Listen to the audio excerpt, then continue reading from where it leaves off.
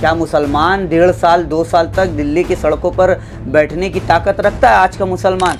अगर ज़रूरत पड़ी तो मुसलमान इससे नहीं छूटेंगे। प्रॉब्लम क्या है मुसलमानों की? क्योंकि प्रधानमंत्री मोदी भी कह रहे हैं कि ये बिल मुसलमानों के हित में है, अमित शाह गृह मंत्री भी कह रहे हैं कि ये बिल मुसलमानों के हित में है। क्या प्रॉब्लम है मुसलमानों को? तब आंदोलन आप लोग करेंगे इसी तरह, सड़कों को जैम करेंगे? आंदोलन बिल्कुल रहेगा।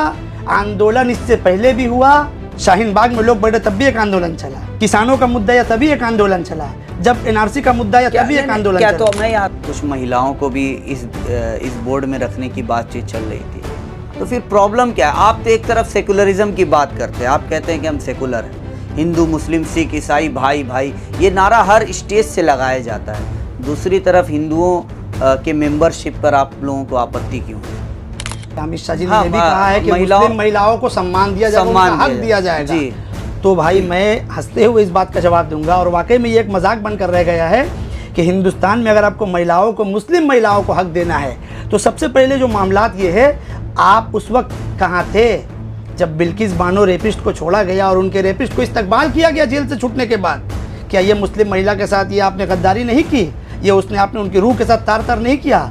जब विनेश फोगाट दिल्ली की जंतर मंतर पर बैठी और जो है जो भाजपा के जो नेता थे जिनके खिलाफ ये आरोप था कि वो ब्रिजभूषण सिंह जो थे उनके खिलाफ जो ये लोग प्रदर्शन पे बैठी, उस समय आपकी भावना कहाँ थी?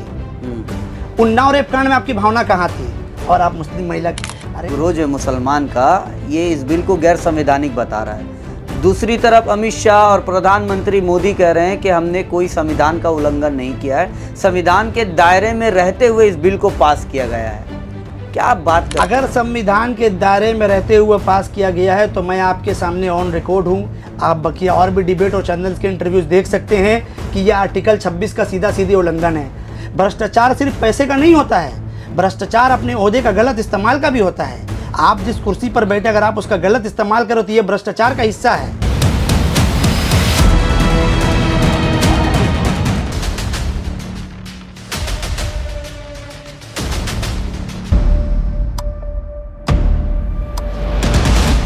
वक्फ बिल को लेकर पूरे देश भर में इस वक्त प्रोटेस्ट देखे जा रहे हैं। लगातार मुसलमान सड़कों पर आंदोलन करते हुए देखे जा रहे हैं। ऐसे में इस बिल को कतई मंजूर नहीं करते हुए मुसलमान ये बात कह रहे हैं कि अमित शाह और प्रधानमंत्री मोदी को इस बिल को भी वापस लेना होगा, जिस तरह उन्होंने फार्मर्स के बिल को वापस लिया था। इस विषय में हम बातचीत करने के लिए हमारे साथ एक कवि जुड़े हैं जो बेबाकी से अपनी बात भी रखते हैं, जिनका नाम मोहम्मद अजहरुद्दीन है। उनसे हम बातचीत करेंगे और उनसे जानेंगे कि वक्फ बिल को लेकर जो मुसलमानों में गुस्सा है वो कितना सही है, इस बिल में क्या बदलाव होने चाहिए और इस बिल में क्या क्या ऐसी चीज़ें हैं जो मुसलमान विरोधी बताई जा रही है। बताएं सबसे पहले कि मुसलमान जो आज इस बिल को लेकर विरोध प्रदर्शन करता हुआ दिख रहा है, प्रॉब्लम क्या है मुसलमानों की? क्योंकि प्रधानमंत्री मोदी भी कह रहे हैं कि ये बिल मुसलमानों के हित में है, अमित शाह गृह मंत्री भी कह रहे हैं कि ये बिल मुसलमानों के हित में है। क्या प्रॉब्लम है मुसलमानों को? अस्सलाम वालेकुम, नमस्ते, आदाब, सत श्री अकाल। सबसे पहले मैं आपका चैनल का शुक्रगुजार हूँ कि आपने मुझे दावत दी इस पर बहस करने के लिए, गुफ्तगू करने के लिए। दूसरी बात मैं ये कहना चाहूँगा कि एक मुस्लिम से पहले मैं एक हिंदुस्तानी हूँ, चूँकि मैंने इस देश में जन्म लिया है। तो ज़रा सा अपना देश के बारे में कुछ बताता चलूँ। ये वो देश है, यहाँ की सेकुलरिज्म की एक मिसाल पेश करना चाहता हूँ जो पूरे दुनिया में एक मिसाल है, जहाँ एक कैथोलिक वेमेन एक सिख के लिए अपनी प्राइम मिनिस्टर की कुर्सी छोड़ती है, उसी जगह वो सिख जो प्राइम मिनिस्टर बनता है एक मुस्लिम राष्ट्रपति के द्वारा शपथ लेता है अपने प्राइम मिनिस्टर के कुर्सी के लिए। तो ये इस देश की खूबसूरती है। This is the serenity of our country, जिसको तार तार करने की हर मुमकिन कोशिश की जा रही है केंद्र द्वारा। दूसरी बात, आपने कहा कि मुसलमानों को इससे क्या परेशानी है। परेशानी यही है कि मैं एक सिंपल सा सवाल करता हूं कि अगर आपके आबा अजदाद ने कुछ छोड़ कर गया है इस हिंदुस्तान में कई जगहों पर, कई रियासतों में आपके जो आबा अजदाद राजा महाराजा रहे हैं, आपके उनके जाने के बाद जो उनकी प्रॉपर्टीज़ हैं, जो ज़मीनें हैं, तो उस पर सरकार की क्या मुदाखलत होनी चाहिए? अगर आपके दादा या परदादा या उनके वालिद मोहतरम ने अगर कुछ वक्फ करके गए हुए अपनी ज़मीनें, तो सरकार की इसमें कोई मुदाखलत की गुंजाइश नहीं है, क्योंकि ज़मीनें लोग अपनी निजी पैसे से तैयार करते हैं, प्रॉपर्टी लोग अपने निजी पैसे से बनाते हैं। लेकिन उसमें भ्रष्टाचार भी तो होता है। भ्रष्टाचार होता है तो भ्रष्टाचार के ताल्लुक से मैं एक बात बता देना चाहता हूँ, जो सरकार आज वक्फ अमेंडमेंट बिल को लेकर के नए सिरे से इस बिल को उसने पास किया, ये मेरे हाथ में है वक्फ अमेंडमेंट बिल जो मैं अपने हाथ में लेकर के हूँ, 15 पन्नों का ये पूरा एक्ट है, आप गूगल पर जाकर सर्च कीजिए तो ये आपको मिलेगा। इसमें सबसे बड़ी बात यह है कि सच्चर कमेटी की रिपोर्ट आप उठा करके देखें, 1976 में इंदिरा गांधी ने पहली और आखिरी दफ़ा तमाम रियासतों को ये सूचना दी थी, ये डायरेक्शन दिया था कि वक्फ की जितनी ज़मीनें सरकार के कब्ज़े में हैं वो वक्फ को वापस किया जाए। इस स्टेटमेंट से, सच्चर कमेटी की इस रिपोर्ट से ये बात सामने खुल करके आती है कि वक्फ की ज़मीनें खुद सरकार ने कब्जा कर रखा है। तो करप्शन की बात तो आएगी ही, चूँकि अपना मामला इसमें दबाना है। तो सरकार को अगर वक्फ से और मुसलमानों से हमदर्दी है तो पहले जो सरकार ने जिन ज़मीनों को अपने कब्ज़े में लिया उसे छोड़ दे। लेकिन लगातार जिस तरह से ये इस बिल को लाने के पीछे एक वजह ख़ास बताई जा रही है कि भ्रष्टाचार काफ़ी था। जो वक्फ बोर्ड थे वो हर साल करोड़ों अरबों रुपए का घोटाला उसमें देखा जा रहा था।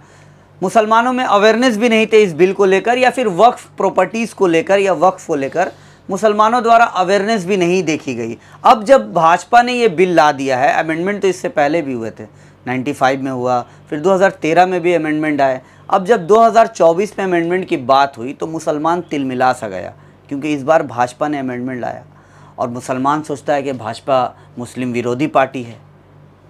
मुसलमान यही सोचता है ना। तो अब मुसलमान जो सड़कों पर है, लेकिन सड़कों पर भ्रष्टाचार को लेकर बात नहीं हो रही है। लगातार सिर्फ वक्फ बिल को खारिज करो, वक्फ बिल के हम खिलाफ है, सिर्फ यही नारे जो है मुसलमान द्वारा सड़कों पर लगाए जा रहे हैं। इसको कैसे देखते हैं? अगर भ्रष्टाचार की आप बात करेंगे तो भ्रष्टाचार का जो मामला देश में है, आप किसी भी बिल को उठा करके देख ले, चाहे वक्फ संशोधन बिल हो, चाहे वो किसानों का बिल हो, चाहे वो कोई भी रिजर्वेशन का बिल हो, हर एक जगह पर सियासत और हर एक जगह पर भ्रष्टाचार मौजूद है। भ्रष्टाचार कहाँ नहीं है? भ्रष्टाचार सिर्फ पैसे का नहीं होता है, भ्रष्टाचार अपने ओहदे का गलत इस्तेमाल का भी होता है। आप जिस कुर्सी पर बैठे अगर आप उसका गलत इस्तेमाल करो तो ये भ्रष्टाचार का हिस्सा है। अगर कोई मंत्री है, नेता मंत्री अगर कोई है और अपने औलाद को, अपने आने वाली नस्लों को वो पोजीशन देता है जिसके वो हकदार नहीं है, तो इसका मतलब वो देश के साथ गद्दारी कर रहा है। ये असल भ्रष्टाचार हुआ। आप वो एक जिंदा मिसाल आपको देता चलूँ कि अमित शाह के बेटे जय शाह को कितने लोगों ने जाना था उनके गृह मंत्री बनने से पहले या उनके गृह मंत्री बनने के बाद कि जय शाह अमित जी के बेटे हैं। ये लोगों ने तब जाना जब वो बीसीसीआई के चेयरमैन बने। तो ये हुआ असली भ्रष्टाचार जो देश को बुनियादी तौर पर लोग खोखला करने की कोशिश में लगे हुए हैं। और जहाँ तक मुस्लिम जो है ये प्रॉपर्टीज़ और हमारी असासा जो हमारे आबो अजदाद छोड़ करके गए हैं, देखिए भ्रष्टाचार 19-20 कहीं ना कहीं हमारे अंदर भी कमज़ोरी है, जो हम लोगों ने शुरू से इस चीज़ को अपने कब्जे में सही से नहीं रखा और ना समझने की कोशिश की और ना जाना। चूँकि आज के इस दौर में मुसलमान तालीमी मैदान में पहले के बनिस्बत, जो मैं आपके सवाल का जवाब दे रहा हूँ कि पहले मुसलमानों ने क्यों नहीं किया, आप 15 साल पहले का जो रजिस्टर उठा करके देख ले, एजुकेशनल रेशियो उठा करके देख ले और आज के एजुकेशनल रेशियो देखे तो मुसलमान हर फील्ड में आपको देखने मिलेंगे। चाहे वो डीएसपी बन रहा हो, चाहे वो आईएएस बन रहा हो, चाहे आईपीएस बन रहा हो, चाहे वो एक क्लर्क बन रहा हो, चाहे पियोन बन रहा हो, तालीमी मैदान में मुसलमान शाना बशाना आगे बढ़ रहे हैं, एडमिनिस्ट्रेटिव में सर्विस पा रहे हैं। ठीक है, तो ये अब हम लोगों में एक अवेयरनेस जागा है और ये होना भी चाहिए और ये बहुत पहले होना चाहिए था। हमारे जो बड़े थे, हमारे जो रहनुमा थे, हमारे जो गाइडेंस के लिए बैठे हुए थे, कहीं ना कहीं उनकी भी कमज़ोरी थी जो हम तक बात ठीक से नहीं पहुंची।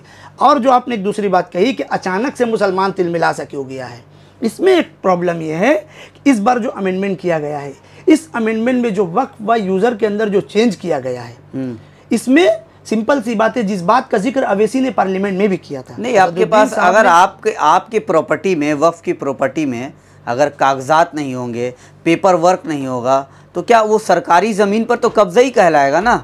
अगर सरकार की ज़मीन होगी तो कब्जा कहलाएगा। सरकार तो कह रही है कि हम 1949 का नियम उठा करके देख ले कि जब देश आज़ाद हुआ था, हमारे देश का जब संविधान को जब लागू किया गया था, जब संविधान को पालन करने के लिए एक नियम कानून तैयार किया गया था, तो 1949 के एक्ट के मुताबिक चाहे वो वर्शिपर्स बिल्डिंग हो, प्रॉपर्टी हो या अपना निजी ज़मीन हो, जो जिस पोजीशन में हो वो उस पोजीशन से एप्लीकेबल है, उस डेट से। अच्छा। आप उसको तब्दील नहीं कर सकते। बाबरी मस्जिद एक्ट में, सुप्रीम कोर्ट केस में आपने ये जुमला सुना भी होगा कि 1949 में ये एक्ट बना हुआ है, बतौर मस्जिद इसको अगर लिया गया है ब्रिटिश के बाद तो हम इसको मस्जिद स्वीकार करेंगे।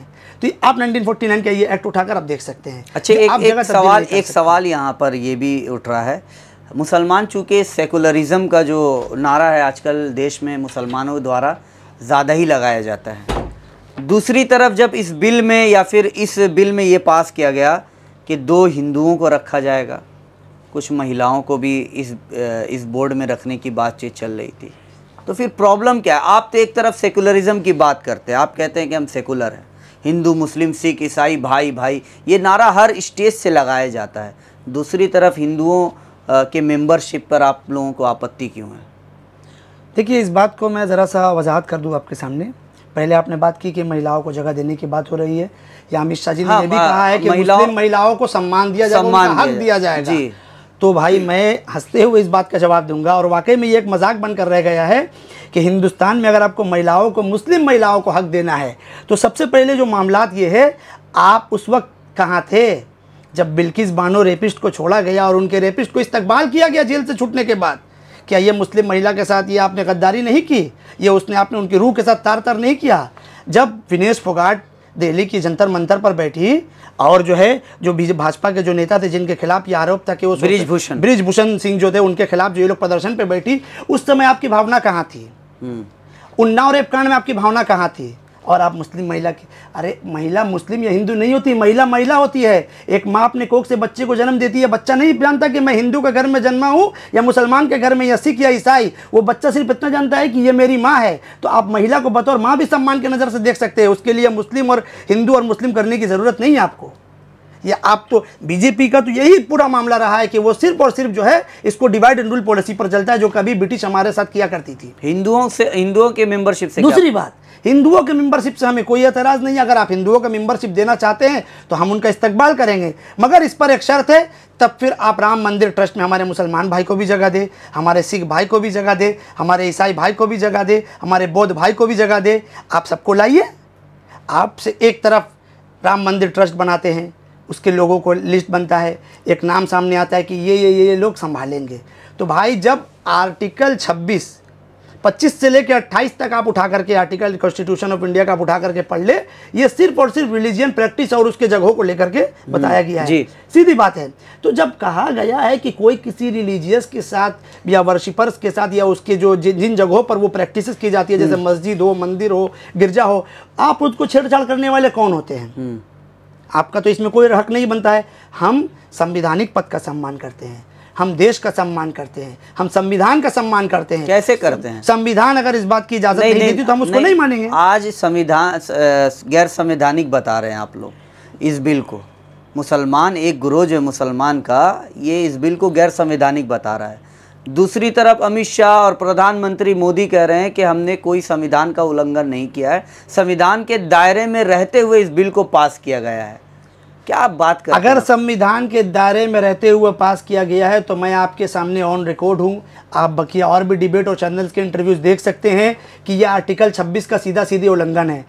आप जिस कॉन्स्टिट्यूशन पर हाथ रख करके ओथ लेते हैं कि मैं अपने पद का, ये अपने जो है संविधान का पालन करते हुए अपने कर्तव्य का शुद्ध निर्वहन करूँगा। आपने सुना भी होगा फिल्मों में भी और रियल लाइफ में भी, रील और रियल दोनों में आपने सुना होगा। तो जब आर्टिकल 26 का आप यहीं पर उल्लंघन कर रहे हैं तो ये तो गैर संवैधानिक हो ही गया।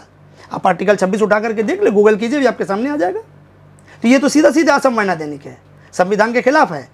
जब आपको संविधान कह रहा है कि आप रिलीजियस मामला को छेड़छाड़ नहीं कर सकते, फिर आपको राइट किसने दिया? तो मतलब आंदोलन आप लोग करेंगे इसी तरह? आंदोलन, सड़कों को जैम करेंगे? आंदोलन बिल्कुल रहेगा। आंदोलन इससे पहले भी हुआ, जब विनेश फोगाट ने अपना जो बात सामने लोगों के सामने जब बात फोगाट का जब मामला सामने आया, उन्होंने जब अपनी बात रखी बीजेपी के बृजभूषण सिंह के खिलाफ, तब भी एक आंदोलन चली। जब शाहीन बाग में लोग बैठे तब भी एक आंदोलन चला। जब किसानों का मुद्दा या तभी एक आंदोलन चला। जब एनआरसी का मुद्दा या तभी एक आंदोलन चला। तो मैं यहाँ रोक रहा हूँ, आपको क्या लगता है जिस तरह किसानों ने आंदोलन किया था दिल्ली के बॉर्डर पर, मुसलमानों में वो ताकत है आंदोलन करने की? क्या मुसलमान 1.5 साल 2 साल तक दिल्ली की सड़कों पर बैठने की ताकत रखता है आज का मुसलमान? ये सवाल मैं इसलिए कर रहा हूँ कि जिस तरह किसानों के ऊपर आक्रमण किए गए सरकार द्वारा, कई किसानों की जानें गई, बरसात गर्मी जाड़ा सब में किसान डट कर बैठे रहे, तब जाकर के मोदी सरकार या फिर जो केंद्र सरकार है वो बिल को वापस लेने पर मजबूर हुई। मुसलमानों में इतनी ताकत है, मुसलमानों में दम है? देखिए, मैं ये सवाल पूछ रहा हूँ आपसे। बिल्कुल सही बात कही आपने। देखिए, बात यही है कि जब कोई बात नागवार होती है, नाजायज़ होती है, गलत होता है, तो उसके लिए आपको मदद अल्लाह, भगवान, फरिश्ते सब करते हैं। अच्छा। और किसानों के बिल का जहाँ तक मुद्दा था, तो किसानों का जो बिल आया था सामने, उस वक्त भी इस बात को सामने रखा गया था और बहुत डिफरेंट स्टेट से लोग दिल्ली बॉर्डर पर जाके बैठे, जैसे कि आपने बताया 2 साल तक तकरीबन मामला चलता रहा। अगर ज़रूरत पड़ी तो मुसलमान इससे नहीं चुकेंगे। अच्छा, लेकिन गृह मंत्री ये भी कह रहे हैं, जो कर मतलब प्रोटेस्ट करो, जलसा करो, जुलूस करो, कुछ भी करो, संसद में बिल पास हो गया, मानना पड़ेगा। इस चीज़ को कैसे देखते हैं? देखिए, बिल को तो संसद को हम पहले भी हम संविधान का पालन करते हैं, संविधान का सम्मान करते हैं। आप असंवैधानिक काम करते हुए आ रहे हैं और अभी भी कर रहे हैं। आप सांप्रदायिक डिसीजन लेते हुए आ रहे हैं और अभी भी ले रहे हैं। आप एक तरफ आर्टिकल 26 का उल्लंघन कर रहे हैं और आप बोल रहे हैं कि आप कुछ भी कीजिए, बिल पास हो चुका है। भाई, आप मेजोरिटी में हैं, इसका मतलब ये नहीं कि आप जो मर्जी वो बिल पास कर दें। अगर आपने बिल पास कर लिया है तो सुप्रीम कोर्ट में याचिका क्यों दाखिल हुई? आपने भी, अपने मीडिया वाले, आपको तो खबर होगी कि सुप्रीम कोर्ट में ऑलरेडी याचिका दाखिल 16 तारीख को उसकी सुनवाई है, हो चुका है। सुप्रीम कोर्ट में उसकी सुनवाई है 16 तारीख को। तो जब ये बिल पास हो चुका है और अब सरकार ने ये बिल पास कर दिया और गृह मंत्री इसका दावा ठोक रहे हैं, तो फिर अब ये भी दावा ठोकिए कि ये जो अब सुप्रीम कोर्ट को बोल दीजिए रिजेक्ट कर देने के लिए 16 तारीख को ही।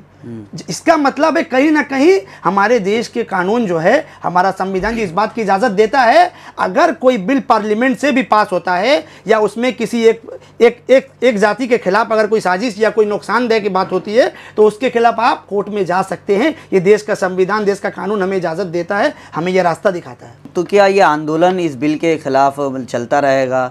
मुसलमान इस बिल को मानने वाला नहीं है? मुसलमान इस बिल को नहीं मानेगा। अच्छा, एक आखिरी सवाल, जो प्रदर्शन कर रहे हैं मुसलमानों को, क्योंकि प्रदर्शन में कई बार ऐसा भी होता है कि दंगे भड़क जाते हैं, लोग जो है तरह तरह के लोग आते हैं, 4-5 उंगली कहते हैं ना, 5 fingers आर नॉट इक्वल, तो बहुत तरह के लोग आते हैं। क्या लगता है कि उन मुसलमानों को जो प्रदर्शन कर रहे हैं, जो सड़कों पर इस वक्त हैं, उन्हें क्या मैसेज देंगे आप? किस तरह से वो प्रदर्शन करें, कैसे करें, ये बताएं। देखिए, जहाँ तक प्रदर्शन की बात है, जो मुसलमान आज सड़कों पर उतरे हैं, कहीं ना कहीं मैं इस पर ज़रा सा इससे पहले एक बात ये कहना चाहूँगा कि अगर कोई पर्टिकुलर कम्युनिटी, हिंदू हो, मुस्लिम हो, कोई भी हो, अगर वो अपने सरकार के खिलाफ रास्ते पर उतरती है, तो इसका सीधा मतलब ये होता है कि सरकार में कहीं ना कहीं सरकार का फेलियर इसमें दिखता है, सरकार की कमज़ोरी दिखती है, सरकार का इसमें जो है वन साइडेड रवैया दिखता है, सरकार का इसमें तानाशाही दिखता है, सरकार का इसमें जो जुल्म बर्बरियत दिखता है। अगर आप सही होते तो आज मुसलमान करोड़ों की तादाद में सड़कों पर क्यों आते? दूसरी बात, आप कह रहे हैं कि मैसेज, ये अपने आप में एक मैसेज है। आप एक कानून को अचानक से ला करके कहिएगा कि आज आप, जैसे मैंने आपसे जिक्र किया कि 1949 प्रॉपर्टी एक्ट को आप उठा करके देख लीजिए कि जिस सिचुएशन में जो चीज़ है, जब से देश का कानून बना, आपको उस सिचुएशन में ही मानना पड़ेगा। उसके बाद भी कई जगह मंदिर मस्जिद का मामला सामने आया, कई जगह मंदिर मस्जिद का मामला सामने आया, चाहे वो आपका मथुरा के मस्जिद का मामला हो, चाहे वो बनारस की मस्जिद का मामला हो, इवन यहाँ तक के लोग संभल की मस्जिद का मामला हो, यहाँ तक के लोगों ने याचिका दाखिल कर दी कि ताजमहल भी पहले मंदिर हुआ करती थी। तो आप तो संप्रदाय को बढ़ावा दे रहे हैं, तो इसका मतलब है कि आप कहीं ना कहीं फेलियर हैं। आज आप मेजोरिटी में हैं, आपने वोट लेकर के, अच्छा अब ये मजाक की बात है कि नहीं है? बताइए, जिस वोटर कार्ड के थ्रू वोट देकर वोट से चुने जाने वाली सरकार को आज लोग बिल पास करने पर फख्र महसूस कर रहे हैं, जो लोग सब पार्लियामेंट में बैठे हुए हैं, कुछ साल कबल एनआरसी और सीए के नाम पर कह रहे थे उस वोटर कार्ड की कोई अहमियत नहीं है, उस बेसिस पर तो देखिए कि आप सरकार की भी कोई अहमियत नहीं है, फिर आप इलेक्शन फिर से कराइए। तो क्या मैसेज देंगे लोगों को? मैसेज सिर्फ यही दूंगा कि आप कोई भी प्रदर्शन करें, कानून के दायरे में करें, कानून की मदद ले, सुप्रीम कोर्ट में ज़्यादा से ज़्यादा, जितना ज़्यादा से ज़्यादा, हर एक जिस इलाके में प्रदर्शन हो रहा है उस इलाके से एक जो है याचिका दाखिल होनी चाहिए सुप्रीम कोर्ट में, ताकि हमारे जो सुप्रीम कोर्ट, हमारे देश का जो आखिरी, जिसको 4th पिलर ऑफ डेमोक्रेसी, जिसे मीडिया आप लोग हैं, उसी तरह एक जो पिलर है वो हमारे लिए अदालत, मुहकमा है, कानून है। जो 4 पिलर ऑफ डेमोक्रेसी जिसको हम लोग कहते हैं, जिसमें से एक आप हैं। हम आपको भी कहेंगे कि आपके चैनल के माध्यम से कि आप लोग इस बात को उजागर कीजिए और लोगों तक इस बात को पहुंचाइए कि अपना हक मांगना गलत नहीं होता है, और हम अपना हक मांग रहे हैं। ये हमारे बाप दादा बावजदाद की निशानी है, जो इसके लिए आज हम लोग सड़कों पर उतरे हैं। भले देर से जागे, मगर जागे ज़रूर हैं, जागे ज़रूर हैं। और आज जब जागे हैं तो इंशाअल्लाह ताला ये हम लोग जागते ही रहेंगे, और तब तक जागेंगे, तब तक प्रदर्शन करेंगे जब तक कि सरकार इस बिल को वापस नहीं ले लेती है, असंवैधानिक बिल को वापस नहीं ले लेती है। और सांप्रदायिक सरकार को मैं ये मैसेज दूंगा कि आप हिंदू मुस्लिम का खेल बंद कीजिए, अभी थोड़ी देर एक बात को मैं ज़रा सा लंबा खींच रहा हूँ। ईद अभी गुजरी है, ईद से कबल योगी सरकार ने का ऐलान किया है, सेवई का ऐलान किया। उसके बाद ऐलान किया कि अपने अपने छत पर ईद की नमाज नहीं पढ़ सकते हैं। मस्जिद की छत पे बात, मस्जिद की छत पर भी बात हो रही है, नहीं पढ़ सकते हैं। भाई जब आप मस्जिद की छत पर ईद जैसा पवित्र एक दिन जो आता है साल में, एक नमाज़ पढ़ने के लिए लोग इकट्ठा होते हैं, भाईचारगी का, इस्लाम का, अमन का पैगाम देते हैं, आप उस पर जब अलाउ नहीं कर रहे हैं, फिर किस बेसिस पर लोग आप पर भरोसा करेगा, मुसलमानों की मदद करेंगे उनकी प्रॉपर्टी को लेकर के। उल्टा तो मैं ये कहूँगा, जैसा कि मैंने शुरुआत में जिक्र किया कि सच्चर कमेटी की रिपोर्ट के मुताबिक जो इंदिरा गांधी ने कभी सब स्टेट्स को कहा था, मैं फिर कहूँगा, हर स्टेट से अपील करूँगा, हर स्टेट के सीएम से, और हाथ जोड़ करके अपील करूँगा आपके चैनल के माध्यम से कि सरकार के पास जो भी वक्फ की ज़मीनें हैं वो मुसलमानों को वापस की जाए। वक्फ अमेंडमेंट बिल को लेकर जिस तरह से देश भर में प्रदर्शन हो रहे हैं, मुस्लिम काफ़ी गुस्से में दिख रहे हैं। इस विषय में बातचीत हम कर रहे थे मशहूर कवि मोहम्मद अजहरुद्दीन से। उनकी बातों से आप कितना सहमत है कमेंट करके ज़रूर बताएं। खबरी लाल को यूट्यूब पे सब्सक्राइब करें, फेसबुक पे फॉलो करें। जय हिंद, जय भारत।